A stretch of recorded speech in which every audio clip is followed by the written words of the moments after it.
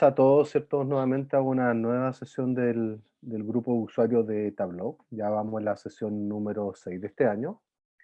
Y para comenzar, comentarles que durante la jornada de hoy nos va a acompañar Carlos Jerez, decano de la Facultad de Ingeniería y Ciencias de la Universidad Adolfo Ibáñez, que después lo vamos a presentar más en profundidad, ¿ya?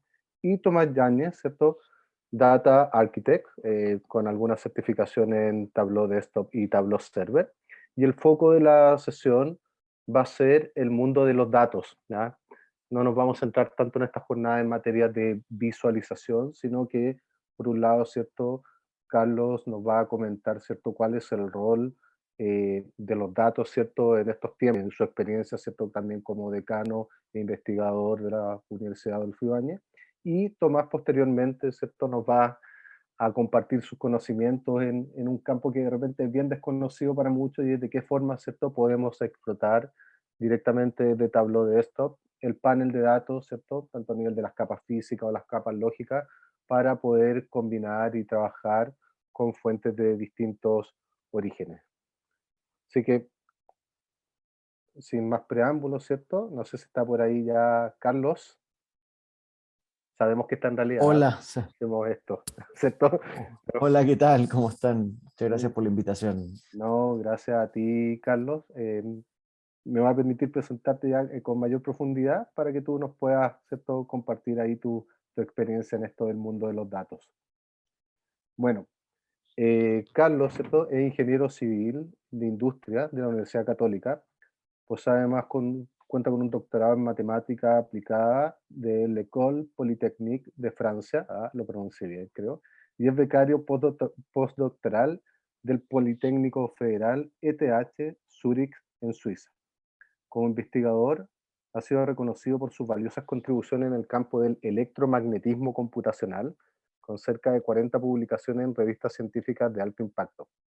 Es director, además, ejecutivo de la Fundación Data Observatory, organización fundada por la Universidad Adolfo Ibáñez, Amazon Web Service y los Ministerios de Economía y de Ciencia, Tecnología, Conocimientos e Innovación. Creo, Carlos, que no me faltó nada, ¿cierto? Así que, No, nada, muchas gracias, no, Sebastián. bienvenido, muchas gracias por participar de esta reunión y adelante. Bueno, eh, como les digo, un placer estar acá y poder compartir algunas ideas y algunas cosas que están sucediendo en el mundo de los datos. No sé si se ve bien mi presentación.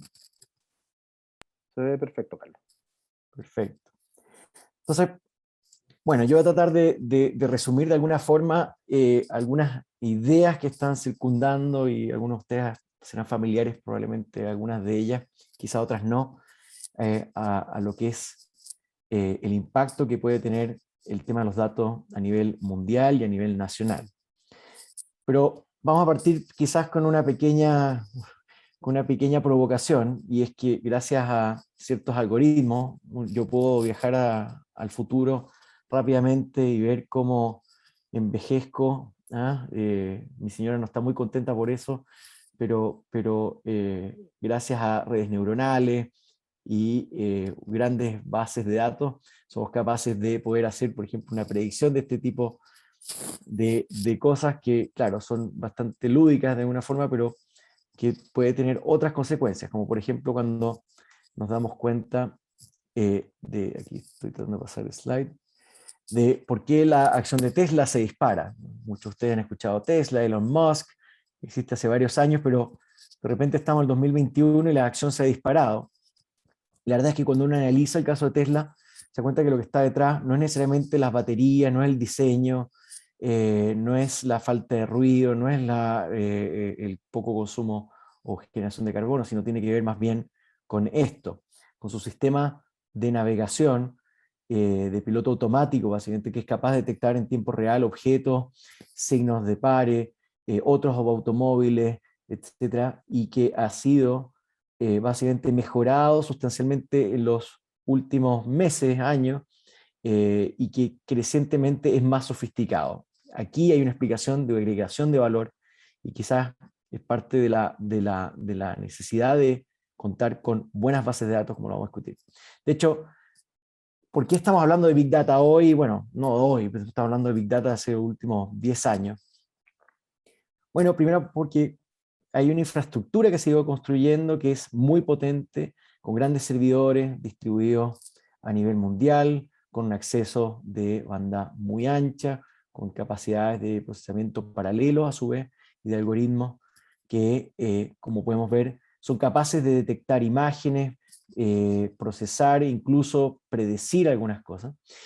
Y junto con la generación de datasets gigantescos de imágenes, estamos hoy frente a esta revolución que básicamente hemos denominado el Big Data, que se traduce en, en ciencia de datos, en inteligencia artificial, y sus componentes como Machine Learning o NLP, que son de alguna u otra forma elementos que van a formar parte de la receta con la cual estamos viendo la agregación de valor en los datos. Y como ustedes han visto, quizás este mono no lo habían visto antes, pero en los últimos, básicamente, 2 años, hemos ido aumentando en el orden de zettabytes, que es equivalente a 1000 millones de terabytes, nuestra información, y esto se está amplificando de manera exponencial.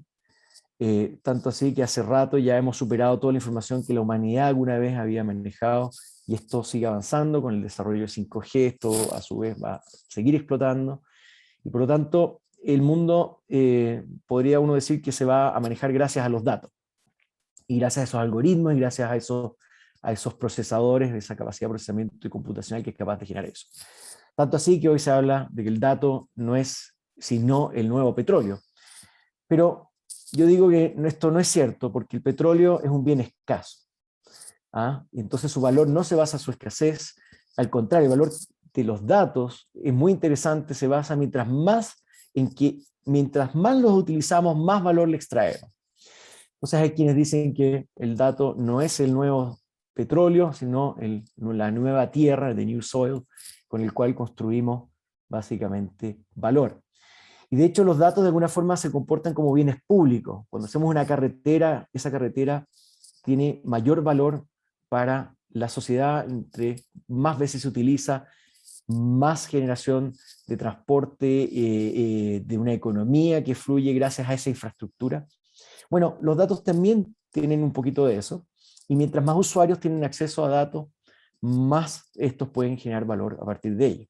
Y eso lleva a pensar, bueno, ¿qué es lo que impide entonces que más usuarios se puedan beneficiar de esto? Bueno, tiene que ver con la fragmentación de bases de datos, con la dificultad de acceso.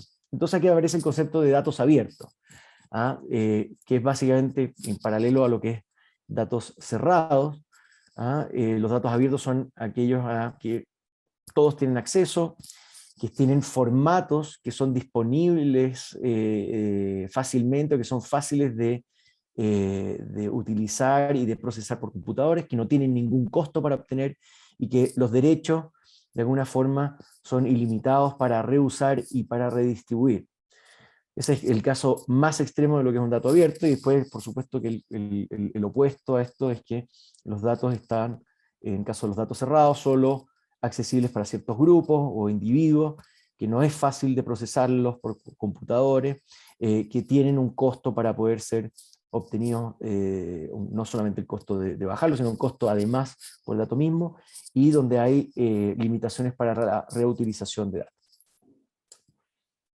El impacto del dato abierto, de alguna manera, tiene que ver con la creación de oportunidades, tiene que ver con la posibilidad de generar un mejor gobierno, con un empoderamiento ciudadano, con poder resolver problemas públicos de maneras distintas, de innovar, de crecer económicamente, de enfrentar corrupción, transparencia, de tomar decisiones mejores informadas y movilizar socialmente nuestra sociedad. Quizás muchos de los problemas de Chile en los últimos años podrían haberse abordado mejor si es que tuviéramos mejores políticas de datos abiertos. Eso no me voy a meter en ese tema, pero aquí yo creo que hay materia para discutir.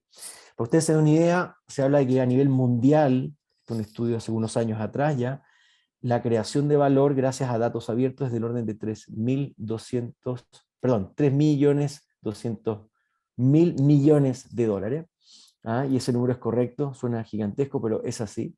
Aquí aparece Big Data, Analytics, productividad, nuevos servicios, productos, y un gobierno como generador de fuentes y regulador también frente a los mismos. Y vemos gobiernos que han avanzado muy bien, muy fuerte en torno a esto. Y aquí hay una descomposición, por ejemplo, de cómo el concepto de dato abierto puede, de alguna forma, habilitar la generación de valor del orden de trillones americanos, o sea, billones de millones, en educación, en transporte, en electricidad, energía y productos. ¿Dónde hemos estado viendo temas de datos? Bueno, el año pasado lo pasamos muy entretenidamente discutiendo si los datos del COVID eran o no eran, qué quieren decir, cómo los analizamos, cómo los visualizamos, etcétera, etcétera. Pero al final del día es gracias a el poder compartir información, datos de muchos países, que una pandemia de estas características ha podido ser enfrentada en tiempo récord, donde ya este año estamos hablando a esta altura de una tercera dosis.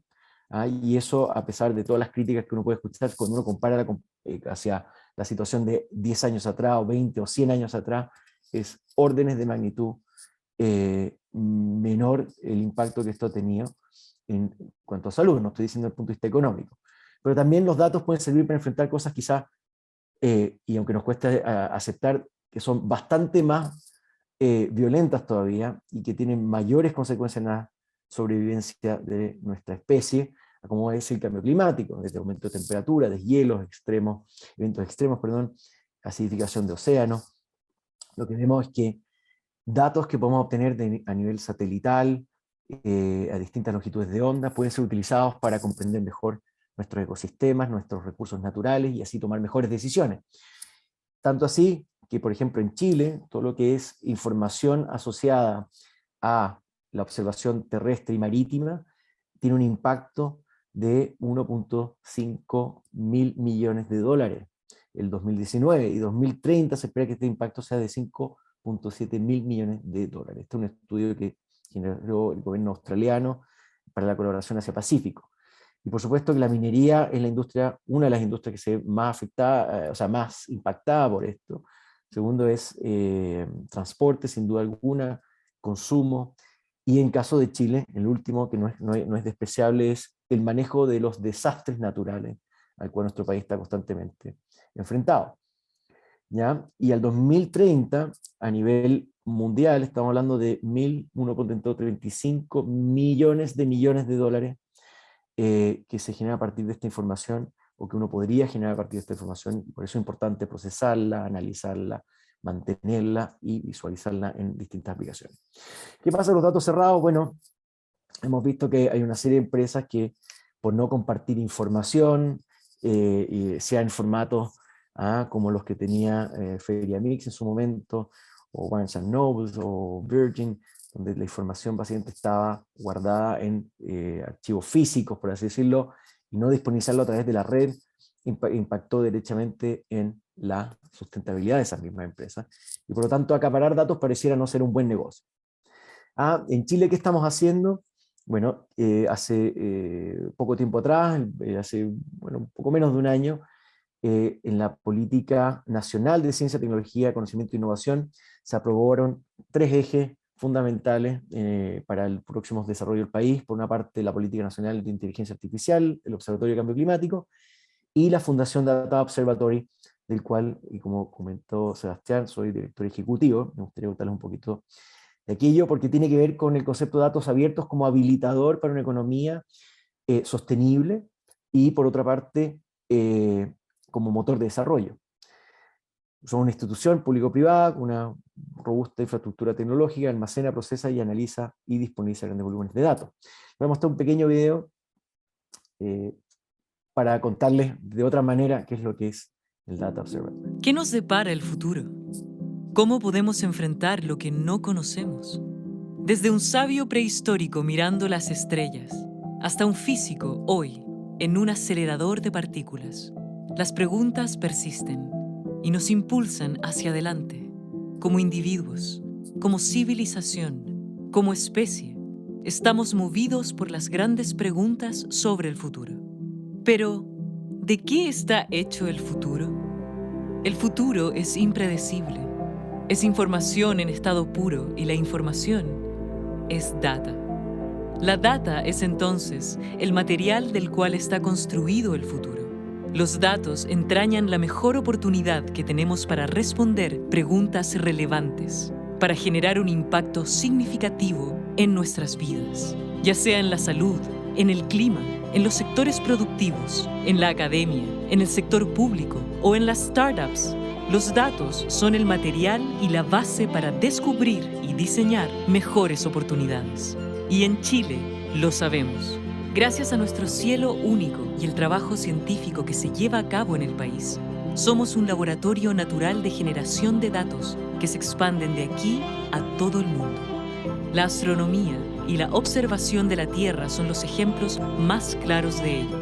Por eso, Data Observatory es una institución público-privada en la que empresas, el Estado y la academia se unen para adquirir, procesar, almacenar y disponibilizar conjuntos de datos abiertos de gran volumen y calidad. Porque estamos convencidos, porque queremos hacer un esfuerzo monumental y mancomunado para descifrar las soluciones a los grandes problemas y desafíos del futuro. Un futuro que es tuyo, mío, que es nuestro. Data Observatory, descifrando nuestro futuro. Bueno, ese es nuestro video, acaba de salir, si tenía que mostrarlo. Vamos y un poco el concepto es descifrar el futuro. Como hemos estado viendo, tiene que ver mucho con la capacidad de procesamiento de datos y de tener esa infraestructura que es capaz de poner a prueba los algoritmos de inteligencia artificial que puedan permitir tomar mejores decisiones y tener todos los impactos que habíamos comentado. Desde el punto de vista de Data Observatory, la Fundación tiene el propósito de disponibilizar esas bases de datos, apoyar en la creación de algoritmos, relacionamiento comunitario.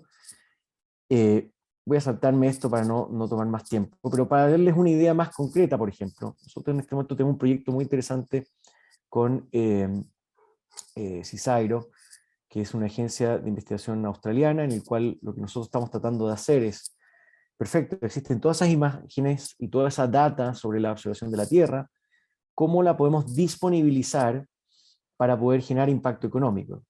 Y resulta que ahí es donde está el gran desafío, porque no es evidente que fuese fácil para startups, para el sector público, para empresas privadas, agarrar toda esa información, alinearla geográficamente, generar las series de tiempo, procesarla para hacer preguntas como cuál es el índice de vegetación, cuál es el índice de hielo que se está generando en distintas áreas, de manera fácil para poder tomar decisiones de impacto económico. Entonces lo que estamos haciendo es básicamente utilizar inteligencia artificial para aprovechar, agarrar toda esa información y consolidarla en un formato que sea fácil, donde a través de este Data Cube lo que hacemos es generar valor para la sociedad. Y aquí hay proyectos que hemos hecho, por ejemplo, comunitariamente, con distintas instituciones del país. Hicimos en particular la Fuerza Aérea y el Servicio Aerofotogramétrico. Hicimos una hackathon donde participaron académicos, investigadores de centros públicos, privados, empresas, estudiantes de colegio, profesionales, arquitectos, en fin, ustedes se imaginan lo que fue eso, donde veíamos cómo, usando datos, poder ayudar a enfrentar la protección de humedales, los incendios y los deshielos y sus consecuencias. Y después hay un proyecto en el cual nos hemos posicionado a nivel mundial de análisis de datos que tienen que ver con la astronomía. Hay un telescopio que se está terminando de construir que genera 30 terabytes de información por noche, y lo que queremos es poder identificar millones de movimientos entre las estrellas, galaxias, etcétera, objetos celestes que obviamente al ojo humano va a ser imposible de resolver, sino que necesitan de inteligencia artificial para poder hacerlo. Este proyecto ALERCE, donde están un montón de universidades y centros de investigación, y recientemente fuimos seleccionados como uno de los 7 brokers de este telescopio, 3 en Estados Unidos, 3 en Europa y el único en el hemisferio sur, nosotros, para poder llevar adelante este proyecto. Y después hay un pequeño proyecto que sacó un poquito que pasó bastante debajo del radar nacional, pero que a nivel internacional fue muy reconocido, fue el trabajo que se hizo desde la Fundación Data Observatory para hacer los pipelines de información que pudieran generar para que se pudieran hacer los análisis de datos de COVID. Esto un año después parecía bastante obvio, pero cuando estábamos en la mitad de la pandemia, los ministerios no tenían ni siquiera la posibilidad de poder compartir información entre ellos respecto a datos desde el Ministerio de Salud, Ministerio de Ciencia, y nosotros lo que hicimos fue generar todos los pipelines, y desde ahí un montón de organizaciones han sido capaces de aprovechar esa información para hacer política pública, etcétera, etcétera. Última reflexión: estamos en un mundo cada vez más datificado, donde esos datos tienen que ser procesados por máquinas, y esas máquinas están usando algoritmos cada vez más sofisticados. Este es un análisis de 2018-2022, como una serie de actividades hechas por humanos versus máquinas se han ido reemplazando proporcionalmente por máquinas, desde cosas tan evidentes como lo que es procesar datos e información, en la última fila, hasta cosas bastante más sofisticadas como comunicación, interacción humana, administración, actividades complejas, técnicas, coordinar, razonar, etc. Muchas de ellas están haciendo las máquinas, y aquí hay un crecimiento que año a año está sucediendo, que la pandemia más aceleró. Lo que creemos es que a nivel país, nuestros datos van a ser un driver del desarrollo también de nuestra economía, de nuestra productividad y de finalmente nuestra calidad de vida en los próximos años. Y si no tomamos esto en serio, vamos a estar en serios problemas. Así que con eso termino mi presentación. Muchas gracias. Y como mensaje final, el futuro es Open Data Driven, y quedo abierto a preguntas, dudas que pudiesen tener. Muchas gracias. Muchas gracias, Carlos, súper estimulante y motivante. Tenemos 4 preguntas. Había una de un chistosito que empezó a insultar entre medio, pero bueno, esas cosas que pasan con lo de Zoom, por si alguien lo ve aparecer ahí por el chat. Te hago las preguntas en el orden de aparición, ¿ya? Primero, Juan Ortiz nos pregunta, bueno, te saluda, buenas tardes, ¿cierto? Y pregunta si la Universidad Adolfo Ibáñez contribuye con algún tipo de datos abiertos como para poder utilizarlos y ejercitar. A ver, la fundación, o sea, separemos, quizás se enreda porque tengo 2 sombreros en este momento. Tengo el sombrero de decano de la Facultad de Ingeniería y Ciencia de la UAI, y a su vez de Data Observatory. Entonces, desde la universidad, nuestros investigadores trabajan con sets de datos abiertos que uno puede ver en lo que es, por ejemplo, meteorología, en modelos climáticos. Están los datos de los sistemas satelitales americanos como Landsat, o por ejemplo Sentinel por el lado europeo. La verdad es que hay una gran colección de datos abiertos que uno podría acceder. Parte del problema es justamente que, como están todos fragmentados, repartidos en distintas bases de datos, la interoperabilidad entre los mismos es complicado. De hecho, hay un proyecto que yo ni mencioné en esta presentación, que estamos haciendo con apoyo de la NASA, que tiene que ver con la interoperabilización de datos de distintos sistemas satelitales, donde hay 34 agencias espaciales involucradas, etc. Y nosotros tenemos un pequeño rol de tratar de ayudar a interconectar esto, para que datos del mismo lado, distintos, pero a través de distintos sistemas, puedan ser conectados, y decir, bajo esta ubicación geográfica, yo puedo ver los datos que tomó los satélites americanos, los japoneses, los chinos, bueno, los chinos no estoy tan seguro, pero sí estoy seguro de los europeos. Entonces, lo que yo sugeriría es, si alguien desea tener acceso a esto, me puede escribir un mail a mí, o puede meterse en la página web de dataobservatory.net, o puede escribirle también a cualquiera de los investigadores de la UAI que actualmente están trabajando con ellos. Ahora, también hay investigadores de la Universidad Austral, de la Universidad Católica, de la Universidad de Chile y otras universidades más que están trabajando gracias a las plataformas que hemos ido generando. No sé si eso... Gracias, Carlos. Voy a la siguiente pregunta de Sergio Chipley, si es que lo pronuncio bien. Dice, profesor Carlos, así que probablemente te conoce, ¿ya? Usted tiene posgrado en matemáticas aplicadas. ¿Es necesario tener tanto conocimiento en matemático para trabajar en el mundo del Big Data? Así como también de la programación para pensar, me imagino está pensando Sergio, en dedicarse o hacer un magíster en relación a esto. Y además te agradece y saluda por la charla. Bueno, muchas gracias por asistir. A ver, yo creo que no es necesario, o mejor dicho, esto es como cualquier deporte en cierta forma, el mundo del Big Data o la ciencia de datos. De alguna manera uno tiene que entrar, no tiene por qué pretender que para poder entenderlo hay que tener un doctorado. Eso no es cierto de ninguna manera. Tanto así como que ya nosotros estamos trabajando en programas escolares donde los escolares puedan aprender a usar herramientas de programación, herramientas básicas de estadística, porque al final del día mucho de lo que está detrás de la ciencia de datos tiene que ver con estadística, de programación, y también con una parte de visualización, diseño y de ver y de entender también qué es lo que está detrás de los datos. Entonces, yo creo que lo que hay que hacer es primero no tener miedo, hay un montón de material disponible en español, en inglés, online, offline, para poder lanzarse en este mundo.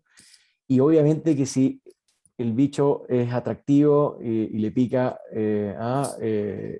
como para seguir en esto, yo, por supuesto que hay muy buenos programas de educación ejecutiva, por supuesto yo le voy a hacer publicidad a la Universidad de Orfibáñez. Nosotros estamos sacando el primer doctorado en Chile en ciencia de datos, tenemos un magíster profesional, un magíster académico, una formación también a nivel de pregrado. De hecho ahora todos los ingenieros UAI tienen una formación en Data Science o ciencia de datos, independiente de la especialidad que sigan, sea minería, sea ambiental, sea energía.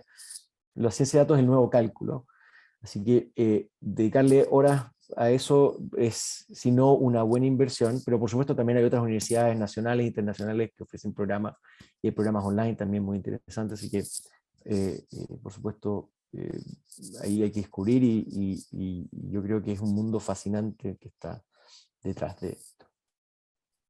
Muchas gracias. Voy con la siguiente pregunta. Nos quedan solo dos, Carlos. Ya sabemos que tiene ahí un compromiso, así que Sebastián Troncoso, un conocido de la casa, también parte del equipo organizador de estas sesiones, pregunta si ves algún cambio en el modelo económico dada la importancia del Big Data. Es decir, se saben que los principios, o sabemos que los principios del libre mercado hablan de que la información es perfecta, por ende todos tenemos acceso a ella, pero hoy podemos tener acceso a la información como individuo, sin embargo carecemos de la capacidad para procesarlo, ¿ya?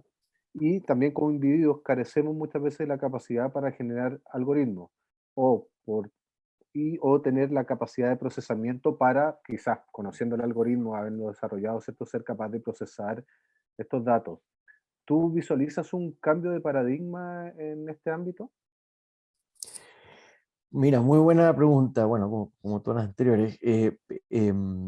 Yo creo que eh, aunque uno cueste quizás asimilarlo, porque realmente no es evidente, yo creo que hay una serie de, eh, de cosas que en los datos justamente, y este acceso a datos de forma mucho más abierta, de mucho más dinámica en tiempo real, y de poder almacenar esos datos ha permitido generar mayor transparencia y justamente ir aproximándonos cada vez más a un modelo económico que uno podría pensar que es más, que es más perfecto.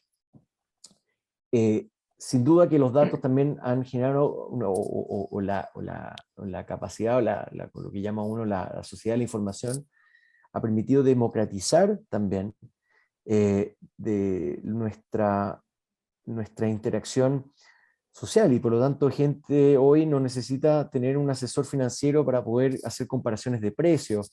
Hay plataformas que te permiten, por ejemplo, hacer cotizaciones múltiples en distintos vendors.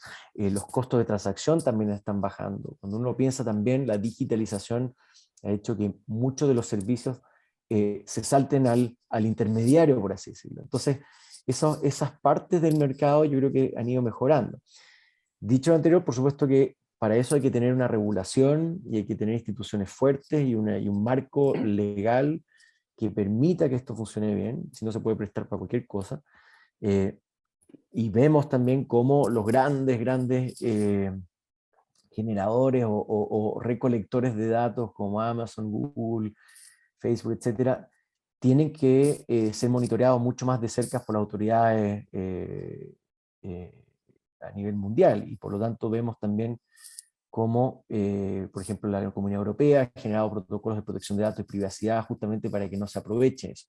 Entonces, como todo en la vida, esto tiene un lado muy bueno, pero tiene su lado oscuro.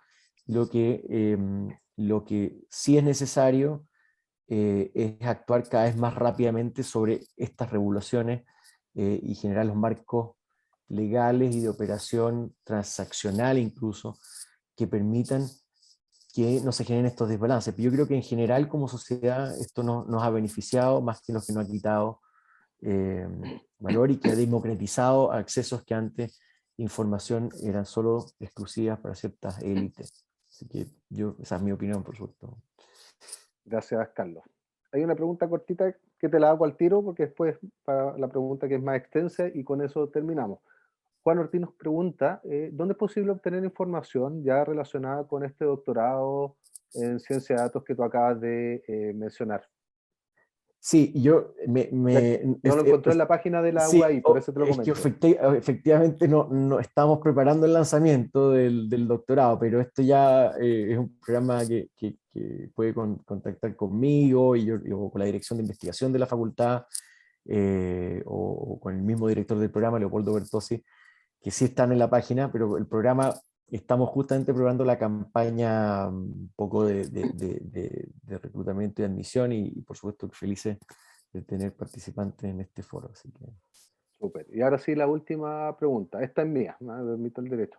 muy bien, muy bien. Yo he conocido varias iniciativas, bueno, a nivel nacional, ¿cierto?, de repositorios de datos abiertos. Creo que una de las primeras, o las más antiguas, puede haber sido el portal de datos.gov.cl, ¿cierto? Y también lo que pueda estar disponible en la página del Congreso Nacional.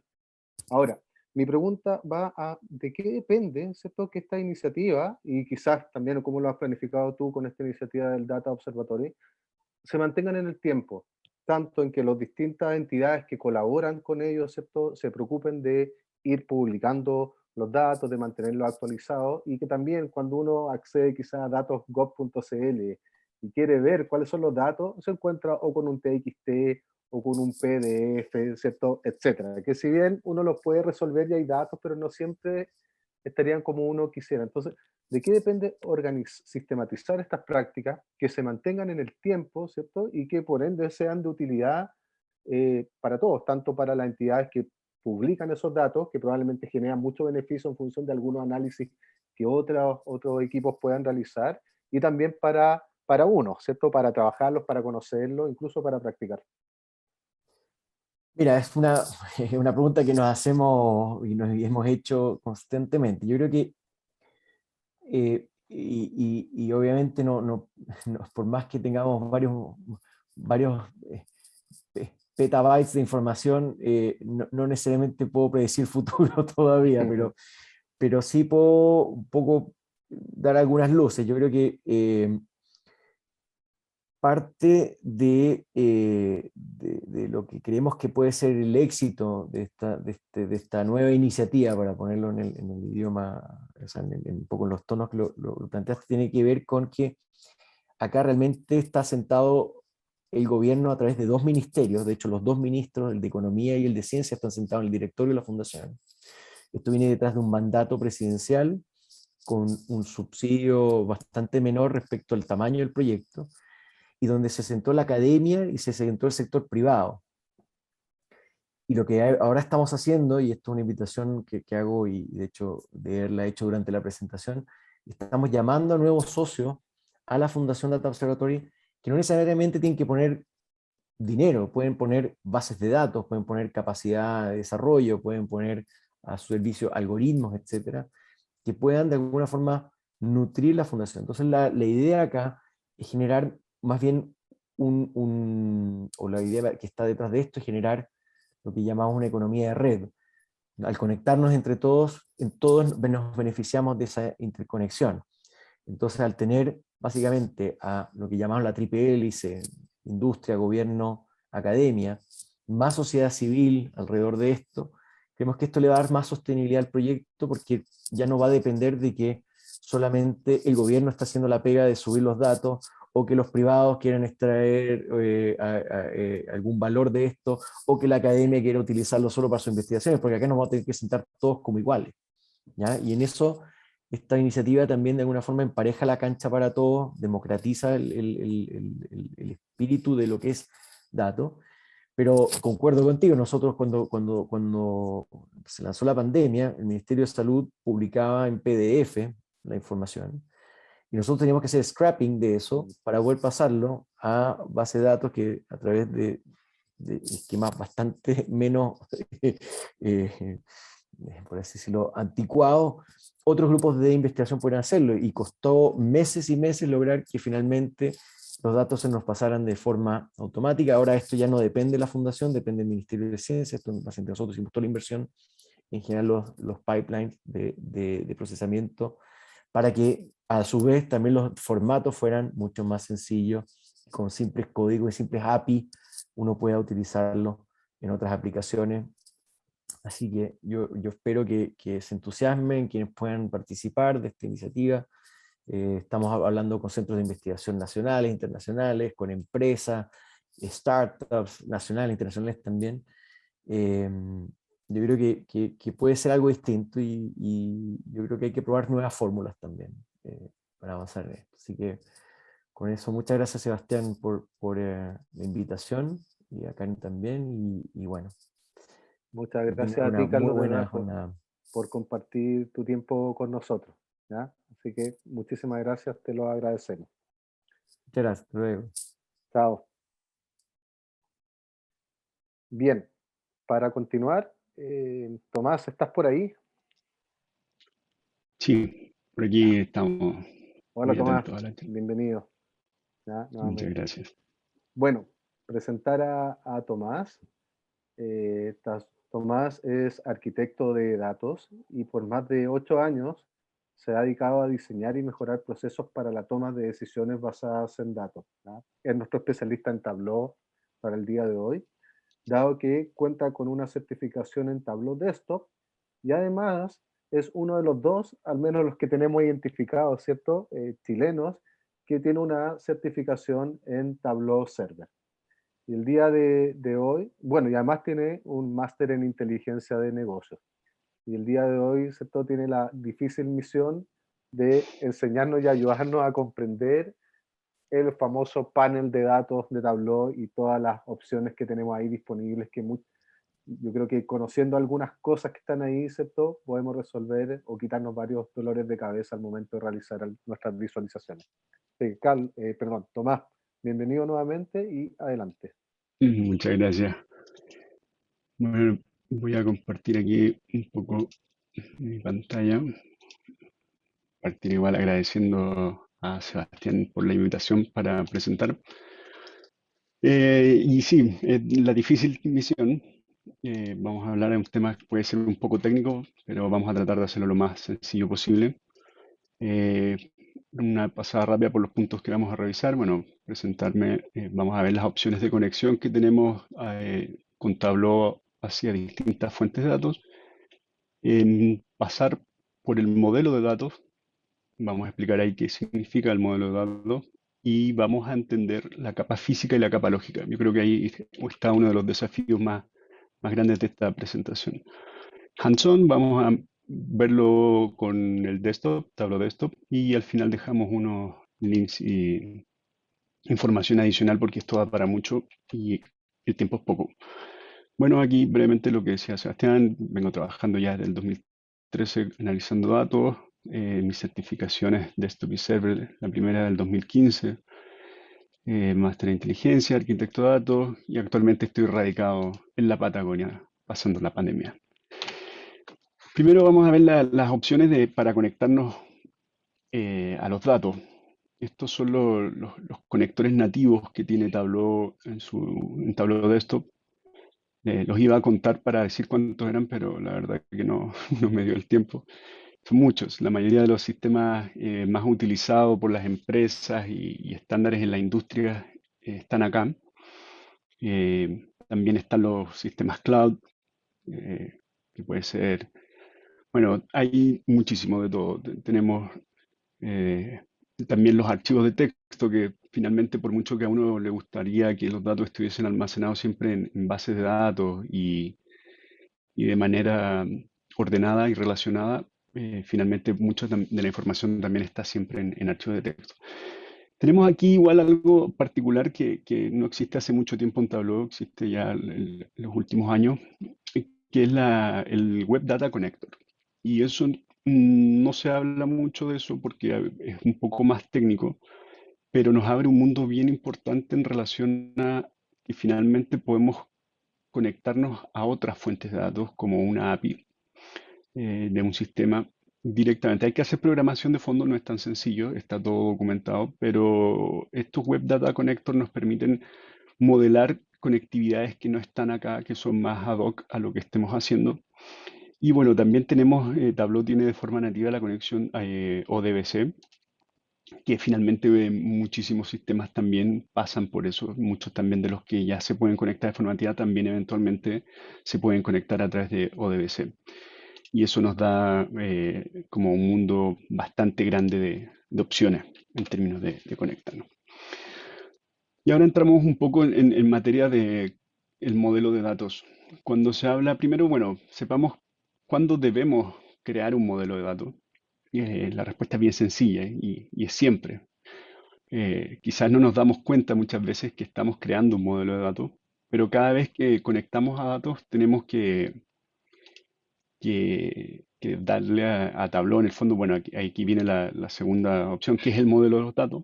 El modelo de datos es el diagrama que le dice a Tableau cómo los datos deben ser consultados, cómo los datos se relacionan, qué tipo qué significa en el fondo cada campo en términos de este es un número, este es un texto, este valor se debe sumar, este no. Y las consideraciones que hay que tener cuando vamos a entrar a un modelo de datos, a construir a un modelo de datos o conectarnos finalmente a cualquier fuente de datos en Tableau, es que hay que pensar en el objetivo de lo que estamos analizando. A ver, cuando uno trabaja dando como soluciones a las personas para que analicen información, siempre uno debería como partir preguntando, ok, tenemos este set de datos, pero ¿cuál es tu objetivo con esto? ¿Qué preguntas quieres llegar a responder con estos modelos de datos? Y muchas veces no está tan claro. Y eso es algo un poco controversial quizás, pero a ver, a uno cuando están de la vereda de lo que me toca a mí, que es como diseñar las fuentes de datos de los modelos, nos gustaría que fuesen súper específicos, súper claros, pero la realidad no es así, la realidad es distinta, que muchas veces la gente dice, toma, aquí tengo los datos y quiero extraerle valor a esto, no sé bien cómo, no tengo muy claro cómo se relacionan, pero escuché una presentación que dijeron hace poco que valía mucho, así que extráeme valor de esto, ayúdame a extraer valor de esto. Y ahí es donde viene un poco el trabajo que uno tiene que hacer. Vamos a ver las distintas opciones que hay para poder llevar a cabo eso. Lo principal acá es entender que hay dos capas en los modelos de datos, que es una capa física y una capa lógica. Vamos a ver un poco qué es cada uno. Y aquí ya cuando nos ponemos un poco más complejos en términos de llegar a entenderlo. Eh, a ver, tenemos una capa lógica que está puesta en la parte superior. Este diagrama es un diagrama que sacó Tableau al principio para poder tratar de explicar lo que significa cada una de estas cosas. Tenemos la parte inferior, los que son las capas físicas.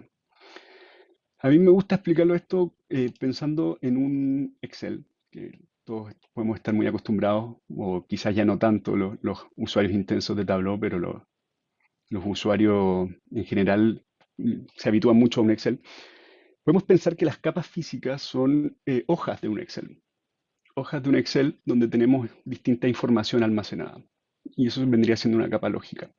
También tenemos capas físicas donde las relaciones están establecidas. Por ejemplo, si yo tengo en un lado una tabla de hechos o siendo más lenguaje más simple, por ejemplo, tengo en una parte libros y quiero relacionarlo con los autores, Eso yo podría decir quizás es una relación directa. Pero también tenemos, bueno, también puede ser una capa física de una sola hoja o una sola tabla, y esas son inamovibles de cierta forma. Tenemos las capas lógicas, que es aquí donde ya Tableau brinda como una posibilidad que no estaba disponible antes, donde nosotros empezamos a relacionar las capas físicas, pero de formas no tan estrictas, podríamos decirlo. Podríamos decir que aquí deja un espacio a que el usuario no esté tan claro en lo que quiere responder, pero sabe que estas dos cosas están relacionadas. En la capa lógica, cuando uno junta la información, se le llaman relaciones. Normalmente en las capas físicas, cuando nosotros conectamos una hoja con la otra, podrían ser equivalentes a los joins de tablas en un SQL. Y manos a la obra, vamos a ver esto un poco llevado a la realidad en Tableau Desktop.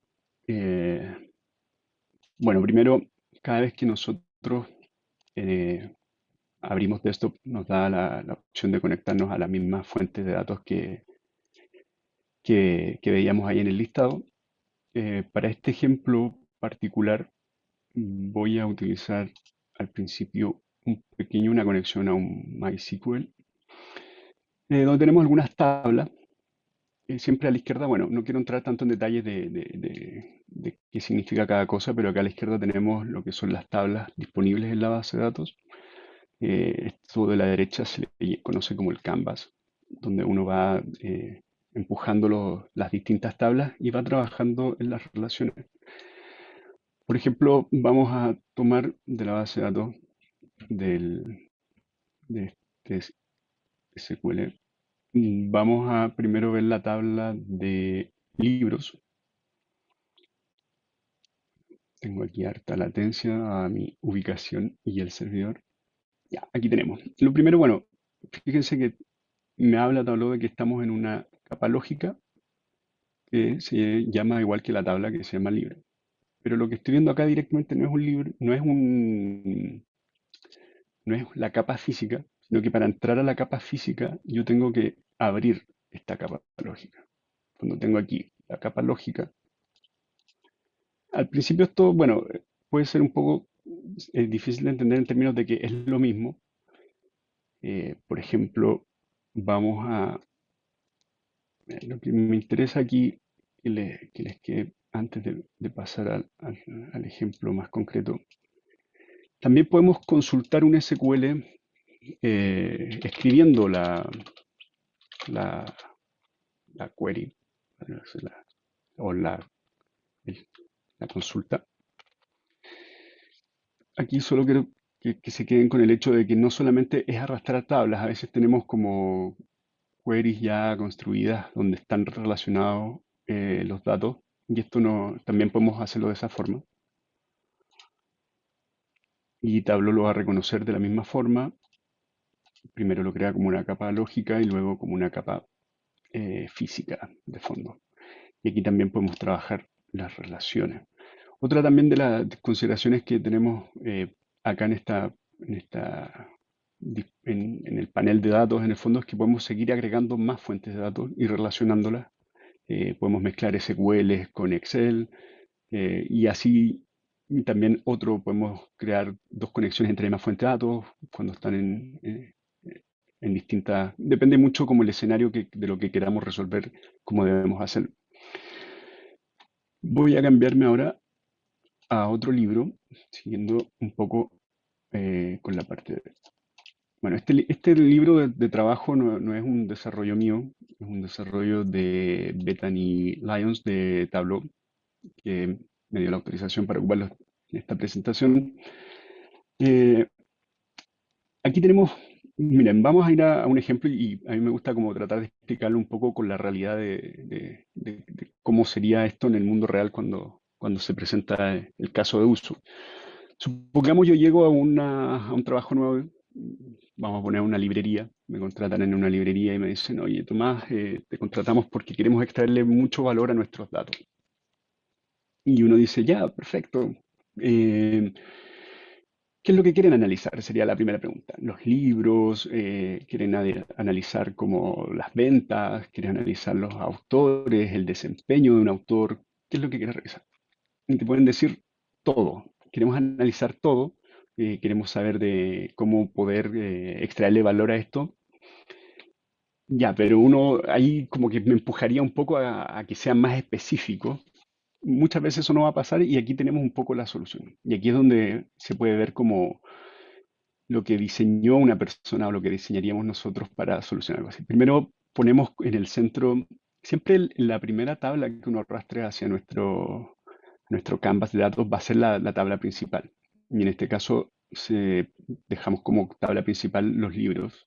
Dado que estamos en una librería, vamos a pensar qué es lo principal que queremos analizar. Pero aquí está conectado con muchas cosas distintas, autores, premios, ediciones, los ratings que ha obtenido su libro y también las ventas.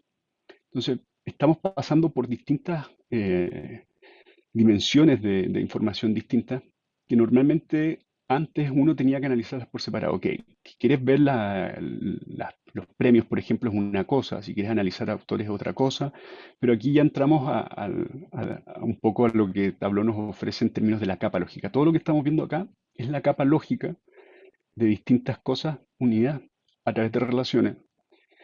Y si, por ejemplo, nosotros entramos particularmente, vamos a entrar aquí a la capa lógica de las ventas para ver cómo está compuesta. Y aquí nos dice que esta capa de ventas está compuesta por una unión, que es una unión de 4 tablas, por decirlo así, o hojas. En este caso son hojas de un Excel, donde las ventas te las pasaron separadas en hojas distintas por cada cuarto. Y si se fijan, no necesariamente todo está construido en base a tablas, sino que pueden ser tablas. Otra cosa importante que tenemos acá en el panel de conexión son los filtros. Podemos partir desde ya filtrando datos, como diciendo, ok, vamos a hacer todo este análisis, pero solamente en este caso en el caso de los autores que hayan nacido o sean de Estados Unidos. Entonces tenemos estas distintas capas de información y ahora vamos a ver en qué se diferencia una conexión de capas lógicas de una conexión de capas físicas. Antes sí quiero explicar también, aprovechar que cuando nosotros relacionamos datos, tenemos distintas formas de hacer las uniones. Por ejemplo, si yo, vamos a volver al de autores. Si yo a la capa lógica de autores quisiera nuevamente unirle, por ejemplo, los libros, y esto es algo que también eh, es muy de Tableau, por decirlo así, que te da la capacidad de hacer uniones entre distintas tablas o hojas con campos calculados. Los campos calculados, es decir, puedo, no sé, si en un lado el root está sin guión y en otro lado está con, yo puedo crear un cálculo. Vamos a suponer que queremos extraer solamente las 3 primeras partes del out ID y eso yo lo quiero relacionar con el out ID, suponiendo que son cosas que tengan sentido en este caso, no, pero como para que se queden con la idea de que también se pueden relacionar datos a través de campos calculados, en el fondo, que es algo que es muy bueno, soluciona muchos problemas y no está nativamente, creo que en ninguna otra herramienta. Entonces, tenemos estas relaciones, están construidas y vamos a ver un poco acá cuál es la diferencia y la ventaja de esto de las capas lógicas. Por ejemplo, ya, tenemos todos estos datos que están relacionados, aquí están agrupados en sus distintas capas lógicas, a la izquierda. Y si yo voy y tomo un libro, por ejemplo, vamos a poner el título del libro, me doy cuenta que tenemos 10 libros distintos, ¿ok? Y cada libro yo podría ir acá y colocar al lado su autor.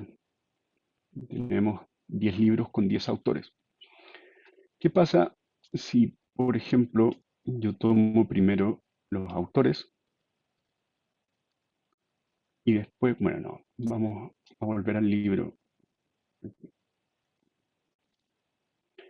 para que el ejemplo sea más evidente. tenemos 10 títulos, 10 libros en el fondo. Vamos a poner los premios al lado. Si yo coloco los premios, fíjense que ya no tengo 10 libros acá. Ahora solamente tengo 5 libros. ¿Ok? Entonces, aquí está ocurriendo como algo de interpretación que está haciendo Tableau de lo que yo quiero visualizar. Es complejo de entender porque alguien podría decir, ok, pero Tableau te hizo desaparecer los libros. No, lo que está haciendo Tableau acá es interpretando que yo lo que quiero analizar son los premios relacionados con los libros. Por lo tanto, me está dejando afuera, por decirlo así, todos los libros que no tienen premios. Esto, en términos para la gente más acostumbrada al SQL, me está cambiando el tipo de join entre los datos. De un left join, que podría ser los títulos con todos los libros, me está pasando a un inner join, que solamente me está mostrando los datos donde existan en ambos segmentos, en el fondo, en el título y en el libro y también en los premios. Pero ¿qué pasa, por ejemplo, si yo acá voy a Tableau y le digo en la parte de los libros que me muestre la cuenta de los libros? Fíjense que aquí volvieron a aparecer los 10 libros. Y aquí nuevamente Tableau está interpretando, dijo, ok, si la persona está queriendo contar cuántos libros hay, yo no le puedo decir que solamente hay 5 libros, porque no hay 5 libros. Entonces ahí sí me está haciendo aparecer los otros libros.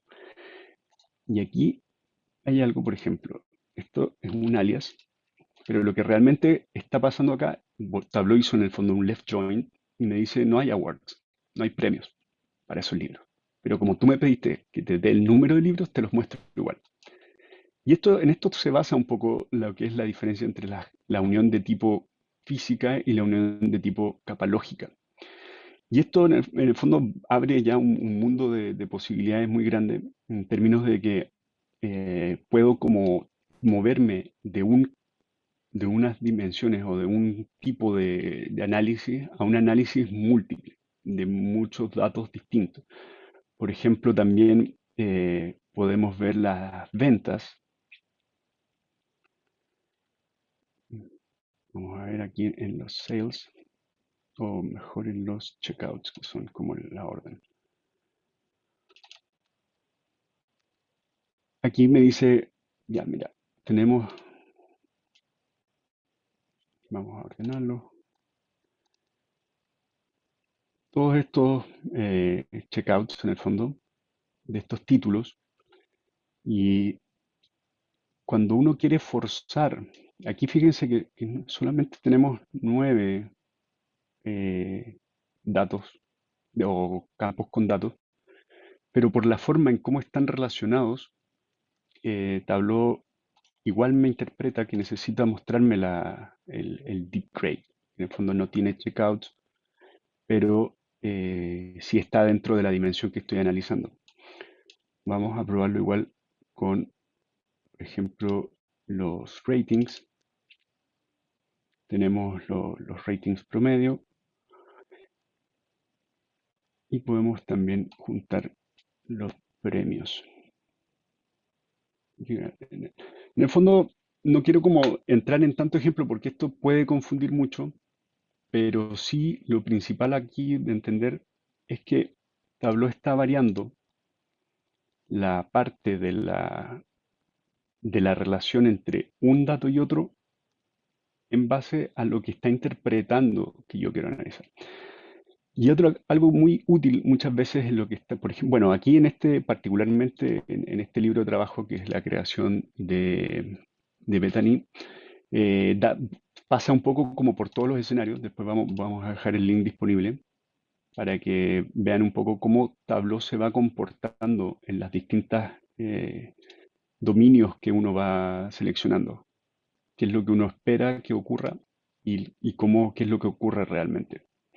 También qué hacer porque también aquí esto puede ser muy bueno, pero también puede prestarse para muchas confusiones cuando la persona que está haciendo el análisis no sabe qué está haciendo Tableau de fondo. Puede terminar siendo más un problema que un beneficio si es que no estamos claros con eso. Y una forma también de saber qué es lo que está haciendo Tableau de fondo en la vista que me está mostrando. Y esto es algo que puede ser muy útil. Déjenme ver cómo el chico acá justo me está tapando esto. A ver, vamos a desplazarlo un poco. Tableau tiene en su panel de ayuda una parte que es el registro de performance. ¿Ok? Cuando nosotros estamos creando o construyendo una query nueva, Tableau de fondo está ejecutando consultas hacia la base de datos. Y cuando yo creo algo, una vista, que no estoy muy seguro de cómo Tableau la interpretó o cómo Tableau, por qué dejó algunos registros de lado o cuáles fueron los que dejó de lado, siempre es bueno crear un registro de performance. Vamos a al detener el registro de performance, Tableau te va a abrir un libro de trabajo en el que te va a explicar un poco qué hizo durante cada una de las etapas de lo que tú estabas trabajando. ¿Me fijan? Me muestra Tableau, mira, esto es lo que estoy haciendo. Bueno, esto sirve para performance específicamente, porque te dice cuánto tiempo se tardó en cada cosa. Pero uno puede ir a la parte de que es como la ejecución de la consulta y acá abajo te muestra la consulta SQL de lo que estaba Tableau haciendo en ese momento. Voy a copiarla acá al lado y se las comparto. En el fondo aquí Tableau, esto es lo que estaba haciendo con la consulta, con lo que estábamos viendo. Y aquí ya uno puede empezar a analizar también un poco más en detalle de, lo que la interpretación ya a nivel técnico o no técnico, pero como de query, de lo que estábamos haciendo nosotros. Y aquí, bueno, inner joins, principalmente en muchos inner joins con left joins, con agrupaciones, subagrupaciones también. Es un mundo muy complejo, pero que en el fondo facilita muchas cosas cuando nosotros necesitamos hacer análisis en los que no está tan claro inicialmente lo que quiero analizar. Ahora, otra consideración importante que tiene el crear las relaciones, y que esto sí es bien importante en términos de la diferencia que hace.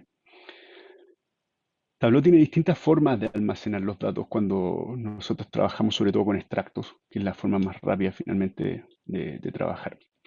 Cuando nosotros creamos relaciones y no directamente relaciones, uniones físicas de tabla, Tableau almacena cada uno de estos sistemas lógicos o tablas lógicas, las almacena individualmente. Es decir, tiene beneficios en términos de la cardinalidad de los datos y el volumen que pueden llegar a tener cuando estamos trabajando con bases de datos muy grandes, con muchos registros. Si esto lo trabajamos con left joins o inner joins inicialmente, eso nos va a hacer multiplicar muchas veces innecesariamente los registros y gastar más en almacenamiento. Cuando ocupamos las relaciones, Tableau guarda cada uno de los conceptos como una tabla independiente y solamente realiza el procesamiento en la medida que voy construyendo vistas. Y esa puede ser una de las formas también para mejorar el performance eh, en términos del uso de los datos.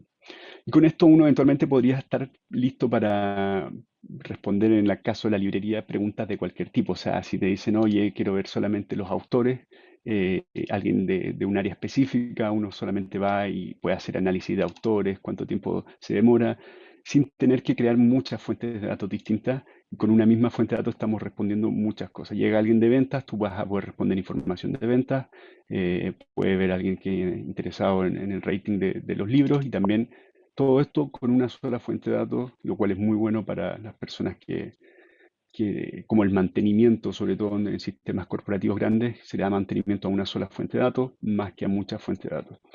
Es muy útil, puede costar a veces un poco la etapa de desarrollo, pero los beneficios son muchos.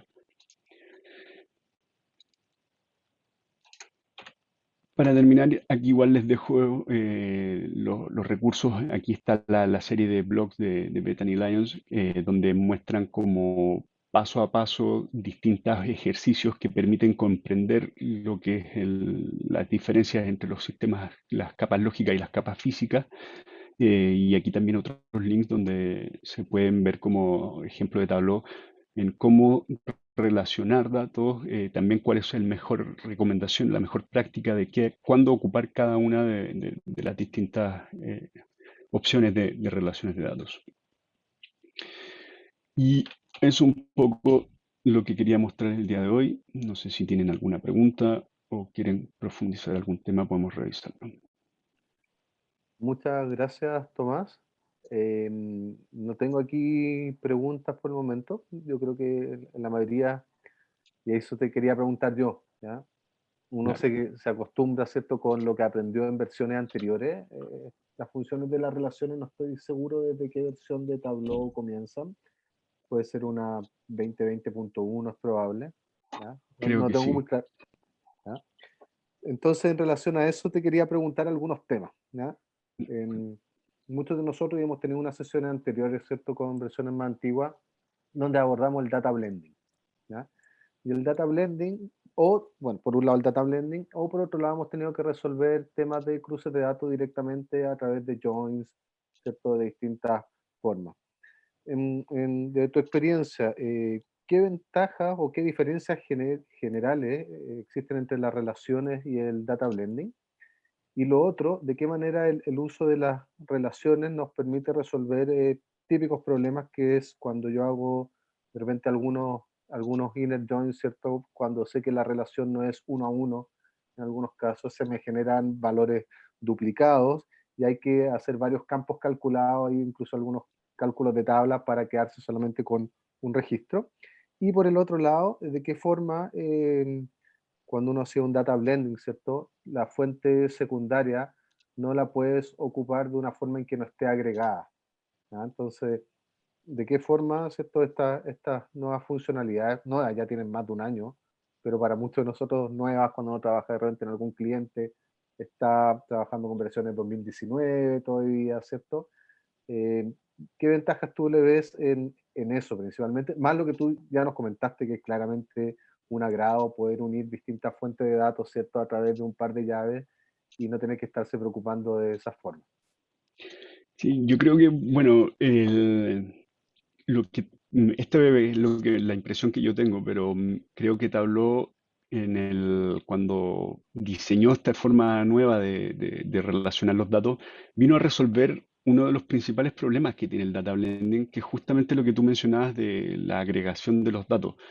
Cuando la cardinalidad de los datos es 1 a n en un data blending, tenemos ese famoso y misterioso asterisco en el que no sabemos qué está pasando y por qué está pasando, y que muchos nos hemos roto la cabeza tratando de entender por qué está ocurriendo eso. La ventaja que tienen las relaciones es que en ese caso, y es un poco lo que pasa, que si yo estoy poniendo una cardinalidad de datos distinta en mi unión, es porque yo lo que quiero analizar es otra cosa de lo que pretendía inicialmente.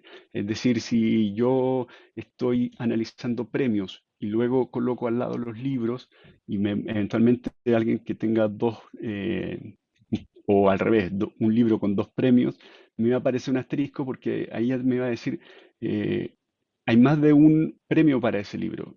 Entonces, error.